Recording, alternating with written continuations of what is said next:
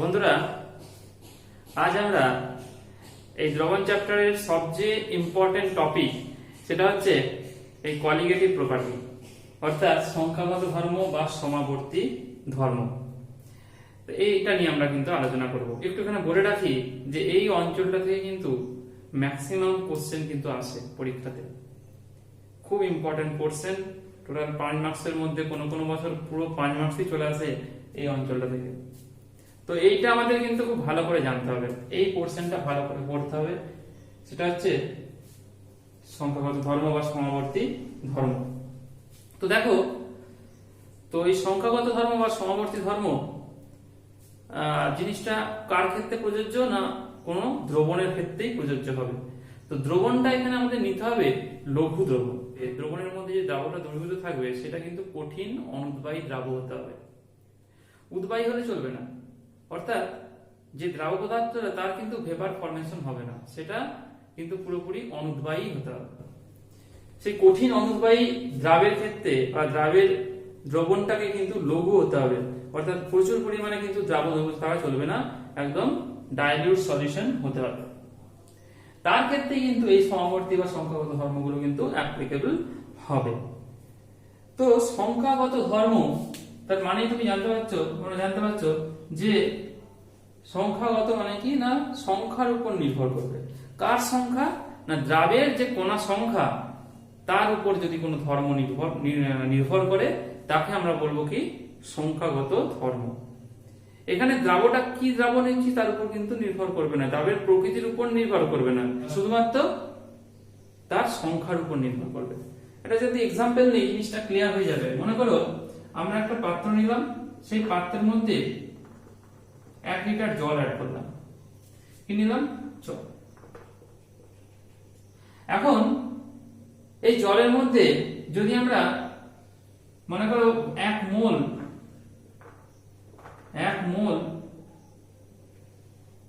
অনুদ্বায়ী দ্রাব, মনে করো চিনিটা তো অনুদ্বায়ী, চিনি কিন্তু উদ্বায়ী নয়, যোগ করলাম। তো এই চিনি যোগ করাতে এর যে কলিগেটিভ প্রপার্টি শো করবে, এখানে যদি চিনি না নিয়ে 1 মোল যদি আমরা ইউরিয়া নিতাম, সে কিন্তু সেম কলিগেটিভ প্রপার্টি শো করত। অর্থাৎ চিনি বা ইউরিয়া তার ধর্মের উপর নির্ভর করছে না, শুধু তার পরিমাণটার উপর নির্ভর করছে। কত সংখ্যা নিচ্ছি বা কত পরিমাণ নিচ্ছি চিনিটা বা ইউরিয়াটা তার উপর নির্ভর করবে। 1 মোল মানে সেখানে কতগুলো চিনির অণু আছে, 6.02 × 10⁻23 সংখ্যা। 1 মোল ইউরিয়া মানে কি, সেখানেও সেম নাম্বার অফ ইউরিয়া অণু আছে। তো দুটোর ক্ষেত্রে যেহেতু কণা সংখ্যা 1, তারা কিন্তু সেম কলিগেটিভ প্রপার্টি শো করবে। এরপর আমরা নেক্সট নামটা দেখো সমাবর্তী। তো এইটার মানে কি বোঝাতে চাইছে? তো এটা মানে সমাবর্তী বা কলিগেটিভ দুটো জিনিস কিন্তু একই রকম।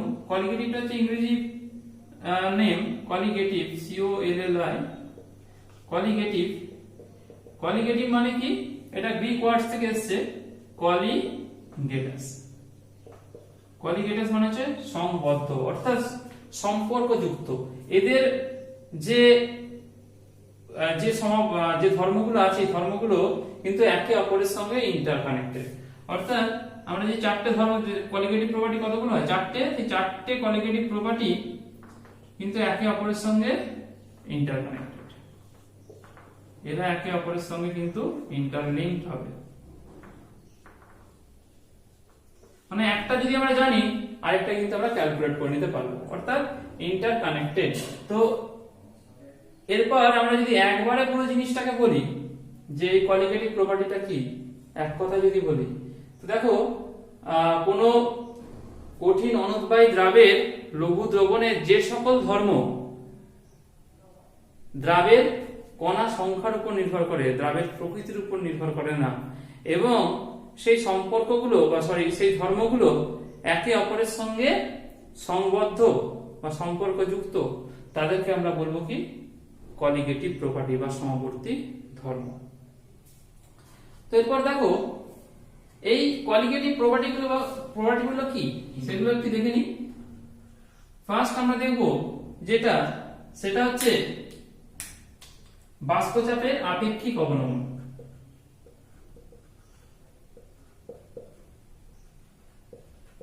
বাষ্পচাপের আপেক্ষিক অবনমন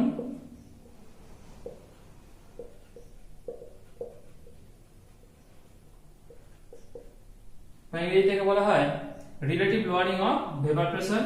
সেকেন্ড হচ্ছে স্ফুটনাঙ্কের উন্নয়ন।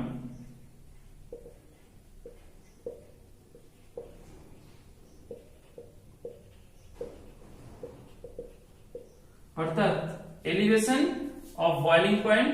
থার্ড হিমাঙ্কের অবনমন।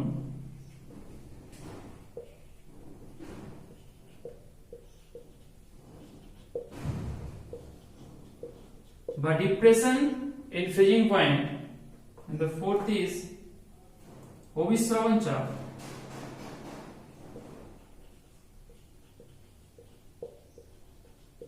বা অসমোটিক প্রেসার, ইংরেজিতে বলা হয় অসমোটিক প্রেসার। এই চারটি কিন্তু কলিগেটিভ প্রপার্টি। কোন লঘু দ্রবণের ক্ষেত্রে লঘু দ্রবণের কলিগেটিভ প্রপার্টি কতগুলো? এই চারটি। তো এখন লঘু দ্রবণ মানেই সেখানে সেটা কি কোন দ্রবণের মতো আচরণ করে? অনেকটা আদর্শ দ্রবণের মতো আচরণ করে। লঘু দ্রবণের ক্ষেত্রে এই ধর্মগুলো অর্থাৎ এই বাষ্পচাপের আপেক্ষিক অবনমন, স্ফুটনাঙ্কের উন্নয়ন, হিমাঙ্কের অবনমন বা অভিস্রবণ চাপ, এই যে ধর্মগুলো, এই ধর্মগুলো কিন্তু কতগুলো সূত্র মেনে চলবে আদর্শ দ্রবণের ন্যায়। সেটা আমরা জানি রাউল্টের সূত্র। আদর্শ দ্রবণ মানে কি? সেটা রাউল্টের সূত্র মেনে চলে। বা অভিস্রবণ চাপের ক্ষেত্রে দেখবো ভ্যান্টার সূত্র মেনে চলছে। তো তার ক্ষেত্রে আমাদের যে কঠিন অনুদ্বায়ী দ্রাবটাকে কিন্তু কতগুলো ধর্ম মেনে চলতে হবে। সেগুলো কি কি?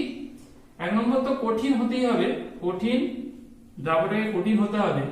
সেকেন্ড হচ্ছে অনুদ্বায়ী তো হতেই হবে, অনুদ্বায়ী মানে নন ভোলাটাইল, অনুদ্বায়ী মানে এ কিন্তু ভেপার ফরমেশন করবে না।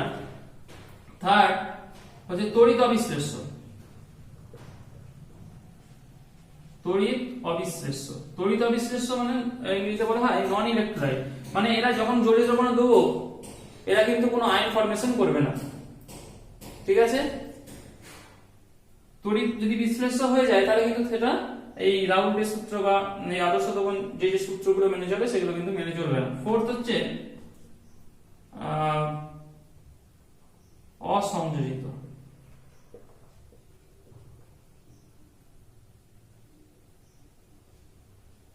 অসংযোজিত অর্থাৎ নন অ্যাসোসিয়েটিভ, মানে এরা একে অপরের অণুগুলো যখন আমরা কোনো তরলের মধ্যে দেবো তারা যেন একে অপরের সঙ্গে কি হয়ে যায় না, না কানেক্টেড না হয়ে যায়, বা ডাইমার বা ট্রাইমার যাতে না তৈরি করে। তো সেই এই যদি এরকম হয় কঠিন অনুদ্বায়ী দ্রাবটা, তাহলে কিন্তু এরা কতগুলো সূত্র মেনে চলবে। তো এরপর আমরা এক এক করে প্রত্যেকটা যে কলিগেটিভ প্রপার্টি সেই কলিগেটিভ প্রপার্টি সম্বন্ধে জানবো। ফার্স্ট হচ্ছে বাষ্পচাপের আপেক্ষিক অবনমন, এটা নিয়ে আজকে ডিসকাস করি। তো বাষ্পচাপের আপেক্ষিক অবনমন জানার আগে আমরা বাষ্পচাপের অবনমন কি সেটা জানি।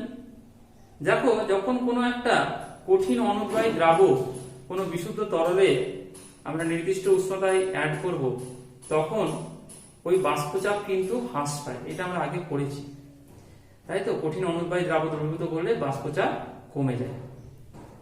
তো এই কতটা কমে গেল বিশুদ্ধ দ্রাবকের বাষ্পচাপ থেকে ওই উষ্ণতায়, ওইটাকেই বলছি আমরা বাষ্পচাপের অবনমন।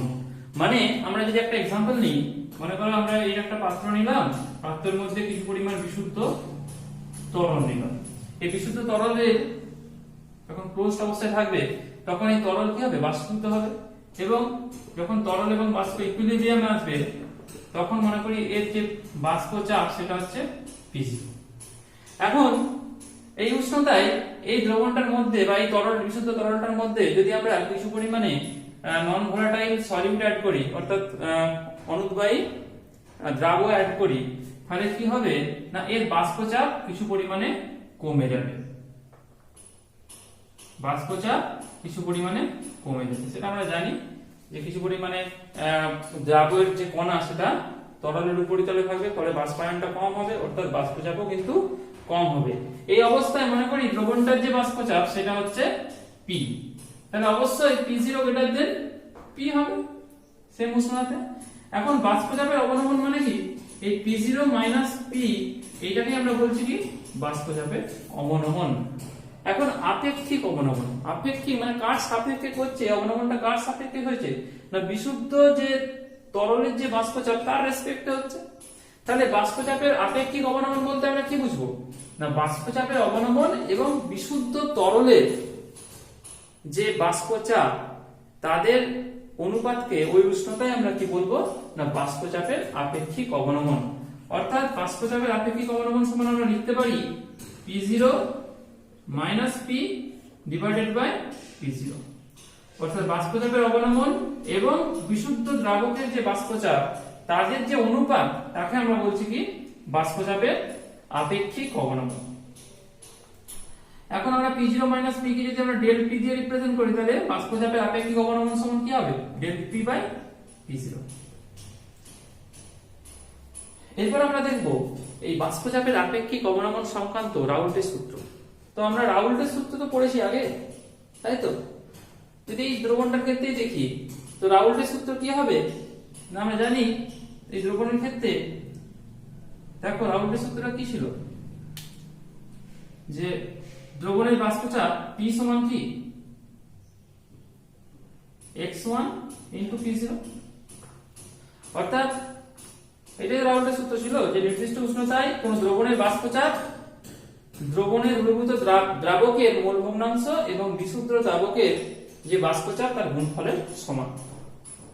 এই x1 টা কি, x1 টা হচ্ছে দ্রাবকের মোল ভগ্নাংশ, দ্রবণে দ্রাবকের মোল ভগ্নাংশ, আর P0 হচ্ছে দ্রবণের বিশুদ্ধ দ্রাবকের বাষ্পচাপ। তাহলে দ্রবণের বাষ্পচাপ সমান দ্রাবকের মোল ভগ্নাংশ গুণিত বিশুদ্ধ দ্রাবকের বাষ্পচাপ। তো এবার আমরা যদি ডিরাইভ করি এটা তাহলে P বাই P0 আমরা লিখতে পারি P বাই P0 সমান x1 বা 1 মাইনাস P বাই P0 সমান 1 মাইনাস x1 বা P0 minus P by P0 সমান হচ্ছে 1 মাইনাস x1। মানে কি দ্রবণ তো বাইনারি, মানে এখানে শুধুমাত্র দ্রাবক আছে, দ্রাবকের মোল ভগ্নাংশ যদি x1 হয় এবং দ্রাবের মোল ভগ্নাংশ যদি x2 হয় তাহলে x1 প্লাস x2 সমান কি 1, অর্থাৎ 1 মাইনাস x1 বা x2 সমান আমরা লিখতে পারি 1 মাইনাস x1। তাহলে এখানে 1 মাইনাস x1 এর জায়গায় আমরা কি বসিয়ে দেব x2। এটা হয়ে গেল বাষ্পচাপের আপেক্ষিক অবনমন সংক্রান্ত রাউল্টের সূত্র, কারণ এটা হচ্ছে বাষ্পচাপের আপেক্ষিক অবনমন। তার মানে আমরা যদি এটা বলি যে কোনো কঠিন অনুদ্বায়ী অসংযোজিত এবং তড়িৎ অবিশ্লেষ্য দ্রাবক বা দ্রাবের লঘু দ্রবণের বাষ্পচাপের আপেক্ষিক অবনমনের মান দ্রাবের মোল ভগ্নাংশের সমান। এইটা হচ্ছে রাউল্টের সূত্র এবং তার এটা হচ্ছে গাণিতিক রূপ P0 minus P by P0 সমান হচ্ছে x2। এখন এই যে x2 টা কি দ্রাবের মোল ভগ্নাংশ, এইখান থেকে আমরা দ্রাবের যে মলিকুলার ওয়েট সেটা ক্যালকুলেট করতে পারবো যদি বাকিগুলো সব জানা থাকে। অর্থাৎ দ্রাবকের ওজন, দ্রাবের ওজন, দ্রাবকের মলিকুলার ওয়েট অর্থাৎ আণবিক ভর যদি জানা থাকে সেখান থেকে আমরা দ্রাবের মলিকুলার ওয়েট বা আণবিক ভর আমরা কিন্তু ক্যালকুলেট করতে পারবো। সেটা দেখো কিভাবে হচ্ছে। তো আমরা মনে করছি W1 গ্রাম দ্রাবকের মধ্যে W2 গ্রাম দ্রাবক দ্রবীভূত আছে। এখন যদি দ্রাবকের দ্রাবক এটা হচ্ছে দ্রাবক, এখন যদি দ্রাবকের যদি মলিকুলার ওয়েট m1 হয় অর্থাৎ আণবিক ভর যদি m1 হয় এবং দ্রাবের যে মলিকুলার ওয়েট বা আণবিক ভর সেটা যদি m2 হয়, তার মানে আমরা লিখতে পারি n1 সমান কি W1 by m1 R n2 সমান W2 বাই m2। এখন এই ইকুয়েশনে চলে আসছে। তো P0 minus P by P0 বা ডেল্টা P বাই P0 সমান x2 মানে আমরা কি জানি x2 মানে হচ্ছে n2 by n1 plus n2। অর্থাৎ দ্রাবের মোল ডিভাইডেড বাই দ্রাবক এবং দ্রাবের উভয়ের মোল সংখ্যা। তো এরপর এই ভ্যালুগুলো এখানে পুট করে দেবো। তাহলে আচ্ছা, এখানে একটু বলে রাখি, যেহেতু দ্রবণটা লঘু তাই দ্রাবকের যে মোল সংখ্যা সেটা অনেক বেশি হবে কার তুলনায়? দ্রাবের তুলনায়। তাহলে N1 প্লাস N2 আমরা অ্যাপ্রক্সিমেটলি কি ধরে নিতে পারি? N1। অর্থাৎ দ্রাবকের যে মোল সংখ্যাটাকে আমরা কি ধরে নিতে পারি? একদম নেগলিজিবল ধরে নিতে পারি, যেহেতু দ্রবণটা কি লঘু। তো এখানে আমরা লিখবো বা del P by P0 সমান N2 by N1। N2 মানে কি? W2 by M2 R N1 মানে W1 by M1। এটা লিখতে পারি একবারে W2 into M1 by W1 into M2। বা আমরা এখান থেকে যদি আমরা ইজিলি M2 কে ক্যালকুলেট করতে পারবো। M2 সমান কি হবে? P0 by del P into W2 into M1 divided by W1। তো এই পোরশনটা কিন্তু আমাদের এখান থেকে আমাদের নিউমেরিক্যালস আছে যে কোন দ্রাবের মলিকুলার ওয়েট কিভাবে ক্যালকুলেট করা যায়, বা দ্রাবকের মলিকুলার ওয়েট যে বাকিগুলো বলা রইলো আমাকে এইটা বার করতে হলো বা M1 বার করতে হলো। তো এইগুলো এখান থেকে আমাদের কিন্তু নিউমেরিক্যালস আসবে। এরপর আসি যে এই বাষ্পচাপের আপেক্ষিক অবনমন এটা কি উষ্ণতার উপর নির্ভর করে? আচ্ছা, বাষ্পচাপ মানে সে তো উষ্ণতার উপর নির্ভর করবে, উষ্ণতা বাড়ালে বাষ্পচাপ বাড়ে, এটা আমরা জানি। কিন্তু এই যে আপেক্ষিক অবনমন সেটা কি নির্ভর করবে? সেটা করবে না। কারণটা কি বলতো? কারণটা হচ্ছে বাষ্পচাপের আপেক্ষিক অবনমনটা কার সঙ্গে সমান? না, মোল ভগ্নাংশের সঙ্গে সমান। যেহেতু মোল ভগ্নাংশ কার উপর নির্ভর করে না, উষ্ণতার উপর নির্ভর করে না, তাই বাষ্পচাপের আপেক্ষিক অবনমন কিন্তু উষ্ণতার উপর নির্ভরশীল নয়।